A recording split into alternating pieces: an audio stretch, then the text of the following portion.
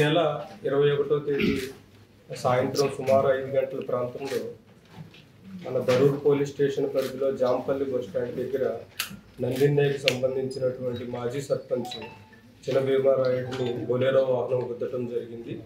దానిలో అతను అక్కడికక్కడే మృతి చెందడం జరిగింది. దీంట్లో మనకి అనుమానాలుండి పోలీసు ఇమీడియట్గా దర్యాప్తుని ప్రారంభించడం జరిగింది. దర్యాప్తులో ఇది పథకం ప్రకారం చేసినటువంటి హత్యగా దీన్ని ఇన్వెస్టిగేషన్లో దీన్ని ఐడెంటిఫై చేయడం జరిగింది. ముఖ్యంగా ఇతనికి అదే ఊరిలో ఉన్నటువంటి భీమన్న మిల్లుకి సంబంధించినటువంటి వ్యక్తితో ఉన్నటువంటి పాత కక్షలు మిల్లు వేలన్న అనేటటువంటి అతనికి ఉన్నటువంటి ఇష్యూస్ వల్ల ఇతను ఎట్టి పరిస్థితుల్లో ఇతన్ని ఎలిమినేట్ చేయకపోతే నాకు నా వ్యాపారానికి చాలా ఇబ్బంది జరుగుతుంది అనేటటువంటి దానిని దృష్టిలో పెట్టుకొని ఇతను హత్యకి ప్లాన్ చేయడం జరిగింది. దీనిలో కర్నూలుకి సంబంధించినటువంటి కొంతమంది సుపారీ గ్యాంగ్ను కూడా ఒక 25 lakhsకి మాట్లాడుకోవడం జరిగింది. దీంట్లో ఒక 15 lakhs వరకు అమౌంట్ డిస్బర్స్మెంట్ కూడా జరిగింది. దీని ప్రకారం ఏ విధంగా అయితే మనం యాక్సిడెంట్ చేస్తే కనుక యాక్సిడెంట్గా పోలీసులు దీన్ని ఇన్వెస్టిగేషన్లో ప్రూవ్ చేస్తే మనకి శిక్ష పడే అవకాశం కానీ ఇదేమీ ఉండదనేటటువంటి ఒక ప్లాన్ ప్రకారం ఒక బొలెరో వాహనాన్ని పర్చేజ్ చేయడం జరిగింది.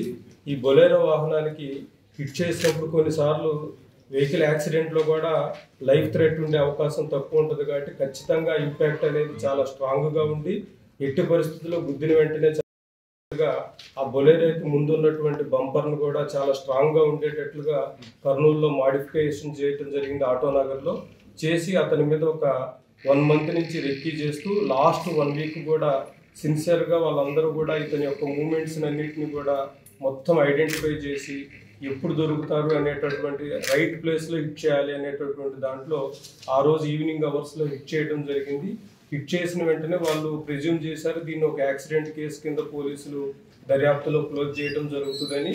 కానీ మన దగ్గర అడిషనల్ ఎస్పీ గారు, అదేవిధంగా డిఎస్పీ మొగలయ్య, అదేవిధంగా Gadwal CI, Darur SI, KT Dodda SI, Gattu SI, Gadwal rural SI, town SI వీళ్ళందరూ కూడా అదేవిధంగా మద్దకల్ ఎస్ఐ వీళ్ళందరూ కూడా ఒక టీం ఫామ్ చేసి ఈ కాన్స్పిరసీలో ఎవరెవరు ఉన్నారు అనేటటువంటి దాన్ని మొత్తాన్ని అనర్త్ చేసి ఒక 10 మంది ముద్దాయిల్ని ఇప్పుడుకి అరెస్ట్ చేయడం జరిగింది. దీంట్లో ఒక ముద్దాయి పరారీలో ఉన్నారు, అతన్ని కూడా తొందరలోనే పట్టుకోవడం జరుగుతుంది. ఒక 4 vehicles 4-wheelers దీంట్లో రికవరీ చేయడం జరిగింది. అదేవిధంగా వీళ్ళు ఈ నేరం మొత్తం కూడా ఎక్కడా తెలియకుండా ఉండటం కోసం అన్ని కొత్త సిమ్ కార్డ్స్ తీసుకొని ఒక 13 సిమ్ కార్డ్స్, మొబైల్ ఫోన్స్ కూడా రికవరీ చేయడం జరిగింది. ఒక బైక్ కూడా రికవరీ చేయడం జరిగింది. ఈ ఎంటైర్ కేసును కూడా వితిన్ నో టైం ఎక్కడా కూడా ఇష్యూ జరగకుండా వితిన్ నో టైంలో డిటెక్ట్ చేసినటువంటి మొత్తం గద్వాల్ పోలీస్ బృందం మొత్తాన్ని కూడా ప్రత్యేకంగా అభినందించడం జరుగుతుంది. ఎవరెవరు కాన్స్పిరసీలో ఇన్వాల్వ్ అయ్యారు అనేటటువంటిది ఇమీడియట్గా తెలియదు. కాబట్టి మనకి ఎవరి రోల్ ఏంటనేది తెలిసేంత వరకు ఎవరిని కూడా మనం ముద్దాయిగా మనం ఐడెంటిఫై చేయడం జరగదు. దగ్గర దీంట్లో అయినటువంటి ముద్దాయిల్లో ఒక్క ముద్దాయి తప్పితే అందరినీ అదుపులోకి తీసుకోవడం జరిగింది. ఆల్రెడీ అతని గురించి కూడా లీడ్స్ ఉన్నాయి, తొందరలోనే అదుపులోకి తీసుకుంటాం. సూపర్ఫిషియల్గా కొన్ని ఇష్యూస్ అయితే మా నోటీస్లోకి వచ్చినాయి. ఆ ఇష్యూస్కి మనం సబ్స్టాన్షియేట్ ఎవిడెన్స్ దొరికే వరకు కూడా మనం వాటన్నిటిని అబ్జర్వ్ చేసిన తర్వాత, ఎందుకంటే అవి ఎప్పుడో గతంలో జరిగినటువంటి అంశాలకు సంబంధించి లీక్స్ లాగా ఉన్నాయి, వాటి మీద మనకి సబ్స్టాన్షియల్ ఎవిడెన్స్ దొరికితే తప్పితే మనం దర్యాప్తులు ముందుకెళ్ళలేము. ఆ యాంగిల్లో కూడా నెక్స్ట్ వెరిఫై చేయడం జరుగుతుంది. అన్న అది యాక్సిడెంట్ కాదు, ఇప్పుడు కావాలని గుద్దిచ్చిండోడు నుండి తీసుకుపోయి మన చివరస్తా అంతా కొట్టుకుపోయింది. ఎవరు గుద్దిచ్చిండ్రు? వాడు బులోరో వాడు ఎవడో ఏమో తెలుస్తలేదు, కానీ ఆ కావాలనే వాడు అయితే కావాలనే గుద్దిండు. యాక్సిడెంట్ అయితే ఇప్పుడు తలగంగానే ఆపాలి కదన్నా. ఈడ నుండి కనీసం అంటే చివరస్తా కన్నా దూరం పోతే యాక్సిడెంట్ అని వాడు కావాలని గుద్దినట్లే కదా. ఇప్పుడు ఈరోజు ఏమన్నా పంచాయతీకి వచ్చిండా? గద్వాల్కి వచ్చిందంట, సిఐ సార్ దగ్గర పోయిందంట, మన ఎమ్మెల్యే సార్ దగ్గర మళ్ళీ తిరిగి నందినే పోయేటప్పుడు ఈడ నుండి తీసుకొని ఒక 200-300 మీటర్లు అంత దూరం పోయి ఉంటుంది. అంత దూరం పోతే ఊర్లో ఎవరి మీద అనుమానం ఉందా?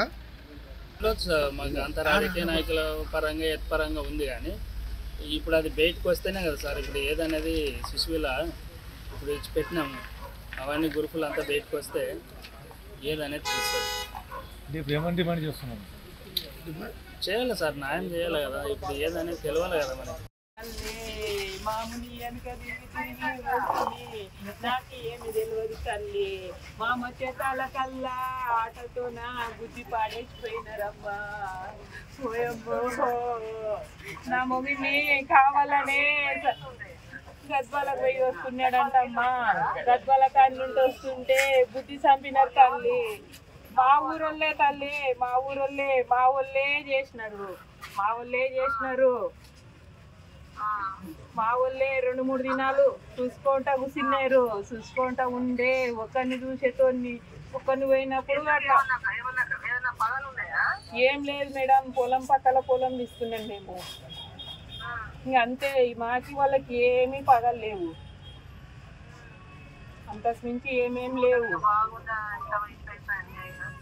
ఏం చేయాలమ్మా, నాకు 2 ఆడపిల్లలు ఉండరు తల్లి. నీ వెనక మామ తిరిగితివి కదమ్మా. ఒక రాజు కూడా ఒక మాట అననట్ట నీవు పెట్టుకునింటివి మమ్మల్ని. Local to global news at your finger tips. మీ చేతిలో ఒక ఆయుధం. Download R TV app. Media legend Ravi Prakash is back.